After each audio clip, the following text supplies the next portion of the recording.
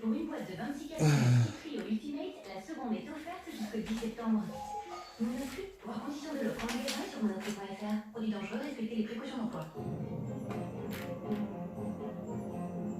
Radio Classique, l'édito politique avec le Figaro. Thierry Jadot, bonjour. Vous êtes sur l'antenne de Radio Classique et ce matin, vous allez nous déclarer un certain nombre de choses que j'espère seront importantes, car les sondages montrent que les Verts sont parfois dans le cadre de la perspective des municipales à 20%. Il semble que ça inquiète beaucoup le président de la République et son équipe pour ces fameuses municipales. Nous verrons les leçons que vous tirez de ces sondages, qui ne sont que des sondages, et puis on va parler évidemment de la rentrée à la fois politique, sociale et d'éducation nationale. En tout cas, bienvenue. Pour la droite, mon cher Guillaume Tabar, c'est une rentrée en ordre dispersée et c'est moins qu'on puisse dire confus. Et oui, le drame de la droite, c'est qu'ils sont nombreux ceux qui veulent la reconstruire, mais d'une part, chacun dans son coin, et d'autre part, en se rejetant les uns les autres plutôt qu'en essayant de conjuguer leurs différences. Alors, dans le même week-end, on a eu à la Baule la rentrée du Parti républicain. Il faut le dire, il n'y a pas grand monde, et puis surtout une obsession, montrer du doigt ceux qui seraient coupables de complaisance envers Emmanuel Macron. En Corée, ce fut la rentrée de Valérie Pécresse qui, elle, a quitté LR, on le sait, au lendemain des européennes.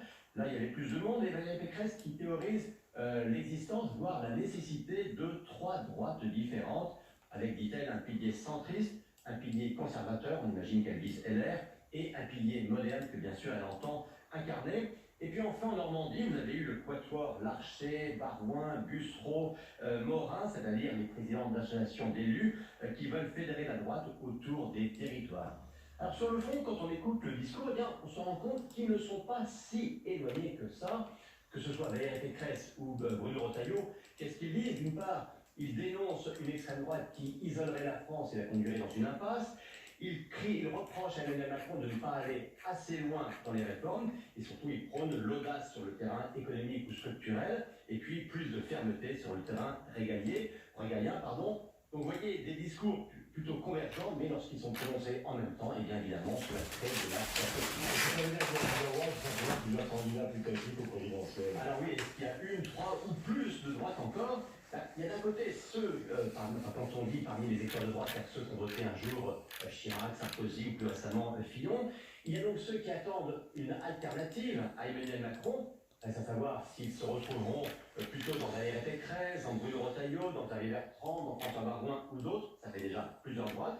Ensuite, il y a une autre droite. Alors une qui était déjà partie vers le Front National, ça c'est plus ancien, mais une autre droite aujourd'hui plus identitaire, qui est séduit plutôt par la personnalité de Marion Maréchal. Pour l'instant, personne ne parle à ces deux droites-là. Or, elle fait aussi partie des sensibilités qui la composent.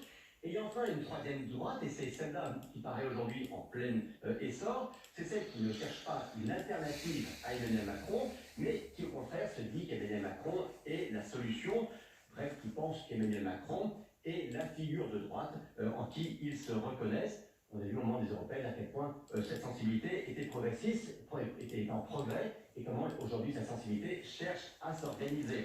Vous voyez, pour être un peu schématique et caricatural, s'il y a trois droites aujourd'hui, c'est qu'il y a ceux qui disent Macron c'est le diable, ceux qui disent Macron c'est le sauveur, ou ceux qui disent chez Macron il y a du bon, mais il n'y a pas tout, il n'a pas assez loin. On voit bien que paradoxalement, il y a une forme de convergence qui se dessine sur le terrain programmatique, mais qui conduit à des choix tactiques qui, au contraire, attisent les divergences. Nous sommes en direct avec Yannick Jadot. Radio Classique, l'invité de Guillaume Durand avec le Figaro.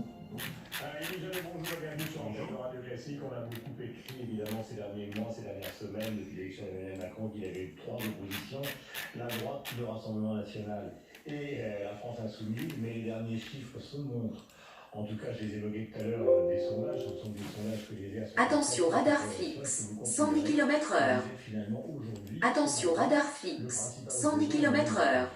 Attention, radar fixe, 110 km/h. Les écologistes veulent construire. Attention, radar fixe, 110 km/h. Attention, radar fixe, 110 km/h. Attention, radar fixe, 110 km/h. De peur, un vote de haine qui est aujourd'hui incarné par le Rassemblement. Attention, radar fixe, 110 km/h. Résignation, il y a un vote du statu quo qui est finalement aujourd'hui le vote Macron. Il n'a qu'une stratégie électorale, Emmanuel Macron, c'est de dire vous n'aimez pas beaucoup ce que je fais, mais je serai toujours mieux que l'extrême droite. Et bien nous, on veut incarner un vote d'espoir, un vote de fierté dans notre pays. Un vote... Non, toujours, en construisant toujours, à chaque fois. Non, il ne nous tend pas la main. Attention, radar fixe, 110 km/h. La façon dont les proches d'Emmanuel Macron, qui sont cités dans les journaux, les proches d'Édouard Philippe, qui sont cités dans les journaux, toujours en off, sans indiquer leur nom, ils disent toujours on va faire de l'écologie, parce qu'on a vu qu'aux Européennes ça peut marcher pour les écologistes, et qu'aujourd'hui ils sont en bonne situation au municipal. Ils ne veulent pas faire de l'écologie pour sauver l'Amazonie, pour sauver nos territoires, nos terroirs, nos paysans, pour sauver notre santé, le climat, la biodiversité. Et ils veulent faire de l'écologie parce qu'ils pensent qu'électoralement, c'est important d'en faire. Make our planet great again, c'est du pipeau. Ah bah aujourd'hui c'est du pipeau. Regardez simplement cet été. Donnez-moi un exemple. Hier, avant-hier, la ministre de l'écologie Madame Borne a signé une autorisation pour qu'on puisse tirer 18 000 tourterelles des bois. C'est la dernière décision. C'est une espèce menacée de disparition. L'Union européenne, notre argent, contribue à essayer de maintenir cette espèce et en France, on la tire. Comme on a tiré le courlis cendré qui est aussi une espèce en voie de disparition. Ce gouvernement a décidé de réduire ce que tout le monde considère la priorité des priorités, le financement de l'isolation des logements. On a eu la canicule, un logement isolé, et bien il fait moins chaud dedans, au-delà du fait qu'il fait moins froid en hiver et qu'on dépense moins pour le chauffage. Pour l'Amazonie, vous avez peut-être mais encore pour l'Amazonie, des décisions de mais très bien quand il des interpelle bateaux. très bien Emmanuel Macron quand il interpelle Bolsonaro, qui détruit l'Amazonie, qui est ce bien commun. Mais j'aimerais que ce même Emmanuel Macron donne des instructions à ses préfets pour ne pas autoriser les élevages les plus concentrationnaires, les plus industriels, les plus intensifs en Bretagne. Parce que ces élevages, ils sont nourris comment? Avec le soja brésilien. Donc d'un côté, on fait des discours à l'international et c'est tant mieux. Moi, j'aime avoir un président français qui repart en permanence. Attention, radar fixe, 110 km/h. Nous serons crédibles et surtout, nous ne serons efficaces que si nous agissons. Et aujourd'hui, c'est du discours, pas d'action. Édouard Philippe, le Premier ministre, a dit qu'il faut faire de l'écologie en souriant. Notre société va mal, mais on est un pays absolument extraordinaire, on a des richesses extraordinaires. Évidemment qu'aujourd'hui, notre projection, c'est aussi vous qui avez parlé de cette écologie souriante. Donc c'est une réponse positive à une interpellation publique. C'est une certaine forme de compréhension malgré le dissensus que vous venez d'évoquer. En tout cas, c'est pas le registre de Nicolas Hulot qui était quand même... qui incarnait une écologie inquiète. Et la situation est inquiétante. Les Français, comme les habitants de la planète, voient cet été la canicule, les sécheresses, les feux, les inondations, tout ça est extrêmement inquiétant. Le fait qu'il y ait de plus en plus d'ouragans à des niveaux très élevés, comme on le voit en ce moment aux États-Unis, est inquiétant. Le sujet, c'est est-ce qu'on se fout de la trouille en permanence? Est-ce qu'on se culpabilise en permanence? Non, parce que Nicolas Hulot porte des solutions.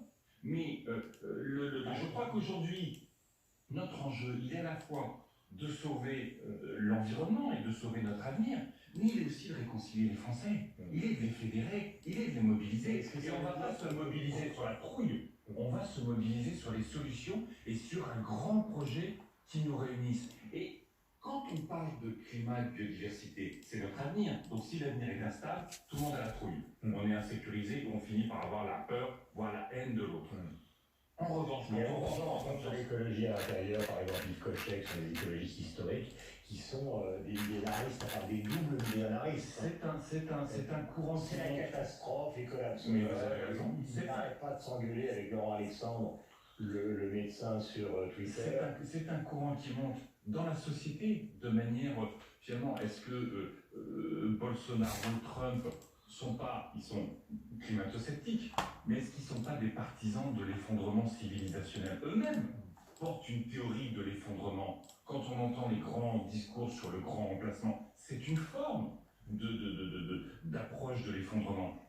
Et ça mobilise personne. Ça ne crée que du drame. Attention, radar fixe. Nous, ce qu'on veut, Sans du c'est tout. être partie prenante de la communauté humaine mondiale. Il faut être solidaire. Aujourd'hui, ce qui se passe partout dans le monde nous concerne. Donc, il faut être solidaire. L'économie de marché, même si on la limite. Mais il faut la réguler.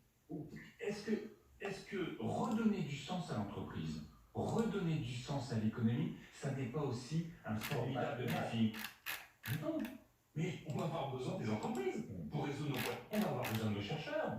Moi, quand on discutait ce matin avec un collègue, les entreprises en France qui montent sur ce qu'on appelle le rétrofit.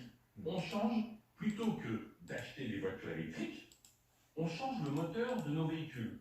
L'objectif, ça existe en Allemagne, ça existe aux États-Unis. Enfin, non mais vous avez plein d'artisans, garagistes, au-delà d'avoir des chercheurs et des innovateurs, qui disent, si on arrivait avec 5 000 € à passer de ma vieille voiture qu'on va acheter à on change mon moteur diesel et on met un moteur électrique, tous ces artisans qui ont besoin de circuler en ville parce qu'ils ont aménagé leur camion, on mettrait un moteur électrique à 5 000 – 6 000 €.